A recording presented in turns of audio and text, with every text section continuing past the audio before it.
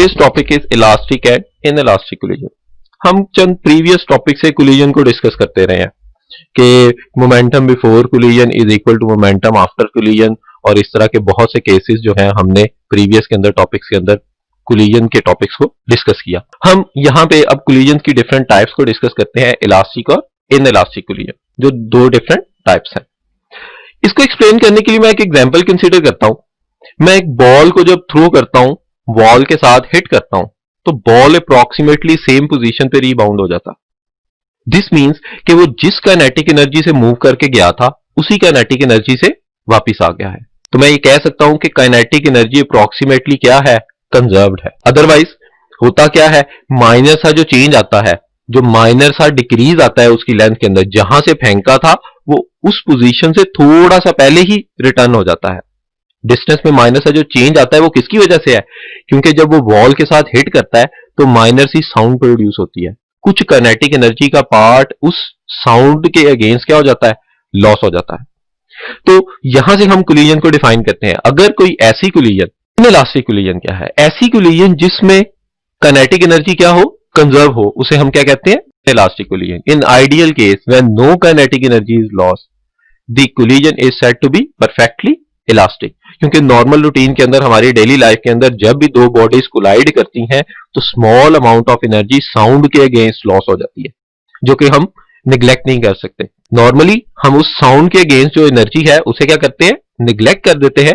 लेकिन ideal case के अंदर अगर मैं कहूं कि कोई साउंड प्रोड्यूस नहीं हुई थी, तो ऐसी कोलिजन को क्या कहूंगा, इलास्टिक कोलिजन, जिसमें काइनेटिक एनर्जी क्या है, लॉस नहीं होती, या हम कह सकते हैं काइनेटिक एनर्जी कंजर्व रहती है। इनइलास्टिक कोलिजन क्या है, a collision in which kinetic energy of the system is not conserve is called as inelastic collision. जैसा कि अभी इस एग्जांपल के अंदर जब बॉल वॉल को हिट करेगा तो स्मॉल साउंड प्रोड्यूस होगी। ये साउंड प्रोड्यूस करने के लिए एनर्जी कहां से आएगी, हमारी प्रोवाइडेड काइनेटिक एनर्जी का स्मॉल सा पार्ट जो है वो साउंड में कन्वर्ट हो जाएगा। तो ऐसी कोलिजन जिसमें काइनेटिक एनर्जी बिफोर कोलिजन और आफ्टर कोलिजन कंजर्व ना हो, उसको हम क्या कहते हैं, inelastic collision. It is to be noted that momentum and kinetic energy is conserved in all types of collision. Net kinetic energy जो है और net momentum जो है किसी भी type of collision में क्या रहता है, सेम रहता है। अगर मैं नोट डाउन करूं, जिस काइनेटिक एनर्जी से मैंने फेंका था उसका कुछ पार्ट साउंड में कन्वर्ट हुआ, कुछ हीट में कन्वर्ट हुआ, और कुछ काइनेटिक एनर्जी के साथ वो रीबाउंस कर गया। तो अगर मैं इन सब काइनेटिक एनर्जीज का नेट निकालूं तो वो क्या रहेगा, सेम रहेगा। अब हम डिस्कस करते हैं elastic collision in one dimension. इसको कंसीडर करने के लिए मैं क्या करता हूं, smooth and non rotating balls consider करता हूं। एक का मास m1 है, दूसरे का मास m2 है। m1 मूव कर रहा है विद वेलोसिटी v1 और m2 मूव कर रहा है विद वेलोसिटी v2।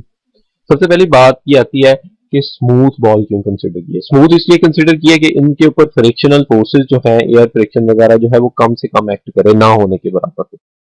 और दूसरी बात, अगर हम रोटेटिंग कंसीडर करेंगे तो हमें रोटेशनल वेलोसिटी का कंपोनेंट भी लेना पड़ेगा और फिर उसकी रोटेशनल काइनेटिक एनर्जी भी कंसीडर करनी पड़ेगी। तो इक्वेशन जो है कॉम्प्लेक्स बहुत हो जाएगी, उसे सॉर्ट आउट करना मुश्किल होगा। तो हमने इसलिए स्मूथ और नॉन रोटेटिंग बॉल कंसीडर किए कि फ्रिक्शनल इफेक्ट्स भी ना डालने पड़े इक्वेशन में, और साथ में रोटेशनल काइनेटिक एनर्जी और रोटेशनल वेलोसिटी भी ना यूज करनी पड़े। इसलिए हमने स्मूथ और नॉन रोटेटिंग बॉल्स बनाए of mass m1 and m2 moving with the velocity v1 and v2 respectively in the same direction. During their motion, both collide with each other, and after collision, they will move with velocity v1 dash and v2 dash. अब हम इसके ऊपर law of conservation of momentum apply करते हैं, जो हमने previous topic में पढ़ा था। तो m1 mass और m2 mass के ऊपर law of conservation of linear momentum apply करते हैं, तो हमारे पास रिलेशन आ जाता है m1 v1 plus m2 v2 is equal to m1 v1 dash plus m2 v2 dash. यहाँ पे m1 v1 क्या है, मोमेंटम ऑफ बॉल m1, और ये क्या है, momentum of ball m2 before collision. और यहाँ पे m1 v1 डैश क्या है, ये है momentum of mass m1 after collision, और ये क्या है, m2 मास का मोमेंटम आफ्टर कोलिजन। तो हमें पता है according to law, momentum before collision और आफ्टर कोलिजन सेम होते हैं। किसके लिए, आइसोलेटेड सिस्टम के लिए, क्योंकि ये बॉल्स जो हैं ये कोलाइड करते हैं और एक दूसरे पे फोर्स एक्सर्ट करते हैं और फॉर्म करते हैं आइसोलेटेड सिस्टम। तो इस रिलेशन में से मैं m1 वाली टर्म बिफोर m1 मैथ्स के लिए जो टर्म्स हैं वो एक तरफ और m2 के लिए दूसरी तरफ ले जाऊं तो मेरे पास रिलेशन ये आ जाता है। m1 वाली टर्म जब इधर आएगी तो माइनस में आ जाएगी और ये वाली टर्म जब इधर आएगी तो माइनस में हो जाएगी। अगर इस रिलेशन को देखा जाए तो इसमें इस लेफ्ट साइड के ऊपर m1 क्या है, सेम है। मैं इसे कॉमन ले लेता हूं और इस रिलेशन में से m2 को कॉमन लिया जा सकता है। तो मेरे पास रिजल्ट आ जाता है m1 into v1 minus v1 dash is equal to m2 into v2 dash minus v2। इसे मैं इक्वेशन 1 कह देता हूं। As the collision is elastic, so by applying law of as the collision is elastic, so kinetic energy is also conserved from the conservation of kinetic energy। तो kinetic energy before collision और kinetic energy after collision क्या होगी, same होगी। तो मैं ये relation लिख सकता हूँ हाफ m1 v1 स्क्वायर। ये क्या है, kinetic energy of mass m1, क्योंकि हमें पता है काइनेटिक एनर्जी का रिलेशन क्या होता है, हाफ mv स्क्वायर। तो जब मास m1 के लिए लिखूंगा बिफोर कोलिजन तो मास m1 की का मास m1 आ गया, वेलोसिटी क्या आ गई, v1 आ गई। इसी तरह m2 के लिए लिखूंगा तो m2 v2 dash m2 v2 का स्क्वायर आ जाएगा और आफ्टर कोलिजन इनके साथ डैश की वैल्यूज आ जाएंगी। तो काइनेटिक एनर्जी बिफोर कोलिजन और काइनेटिक एनर्जी आफ्टर कोलिजन क्या होगी, सेम होगी। अगर हम इस टर्म में देखें तो थर्ड टर्म में हाफ लिखा हुआ है, तो मैं इसे कॉमन लेके कैंसिल आउट कर देता हूँ राइट साइड पे और लेफ्ट साइड पे। तो नेक्स्ट स्टेप मेरे पास आ जाता है और साथ में मैं m1 वाली टर्म प्रीवियस की तरह एक तरफ ले आऊं और m2 वाली टर्म इक्वल के दूसरी तरफ ले जाऊं तो मेरे पास रिलेशन आ जाता है m1 v1 का square minus m1 v1 dash का square is equal to m2 v2 dash का स्क्वायर माइनस m2 v2 का स्क्वायर। तो प्रीवियस की तरह यहां से भी मैं अगर m1 कॉमन ले लूं तो मेरे पास नेक्स्ट में ये वैल्यूज आ जाएंगी m1 इंटू v1 का square minus m1 v1 dash का square is equal to m2 into v2 dash का स्क्वायर माइनस m2 v2 का स्क्वायर। हमें याद है हमने प्रीवियस में एक रिलेशन पढ़ा हुआ है a square minus b square किसके इक्वल होता है, a plus b into a minus b. तो मैं इस रिलेशन को उसी तरह एक्सपेंड कर देता हूं तो मेरे पास ये रिजल्ट आ जाता है। इस रिलेशन को मैं इक्वेशन नंबर 2 कह देता हूं।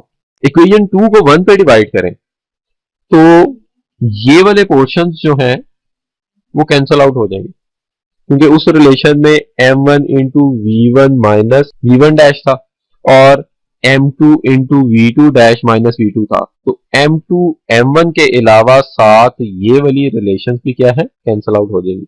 अगर मैं डिवाइड करूं इक्वेशन 2 को 1 के साथ, सॉरी ये गलत लिखा गया है, 2 को 1 के साथ डिवाइडिंग इक्वेशन 2 बाय 1 तो मेरे पास रिलेशन आ जाता है v1 plus v1 dash is equal to v2 dash plus v2।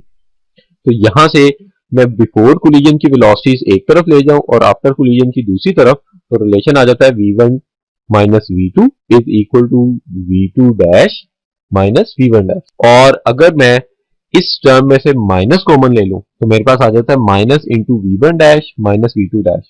यहाँ पे ये किस चीज को रिप्रेजेंट कर रहा है, v1 जो है वेलोसिटी थी मास m1 की बिफोर कोलिजन और v2 वेलोसिटी थी मास m2 की बिफोर कोलिजन। तो दोनों का डिफरेंस जो है मैं इसे कह सकता हूं कि ये क्या है, relative velocity between mass m1 and m2। और बिल्कुल इसी तरह v1 डैश क्या है, मास m1 की वेलोसिटी आफ्टर कोलिजन और v2 डैश क्या है, मास m2 की वेलोसिटी आफ्टर कोलिजन। तो दोनों का डिफरेंस इसे मैं कह सकता हूं कि ये क्या है, relative velocity between mass m1 and m2 after collision. तो ये रिलेशन पूरा क्या शो करता है, it means that relative velocity before and after collision have the same magnitude but are in opposite direction. क्योंकि यहां पे माइनस आ रहा है तो ये माइनस साइन शो करता है कि ये वाली वेलोसिटीज और ये वाली वेलोसिटीज का मैग्नीट्यूड सेम है लेकिन डायरेक्शन क्या है, ऑपोजिट है। इसे मैं अगर वर्ड्स को चेंज करूं तो इसे मैं इस तरह भी कह सकता हूं, the magnitude of relative velocity of approach is equal to the magnitude of relative velocity of separation. Thank you.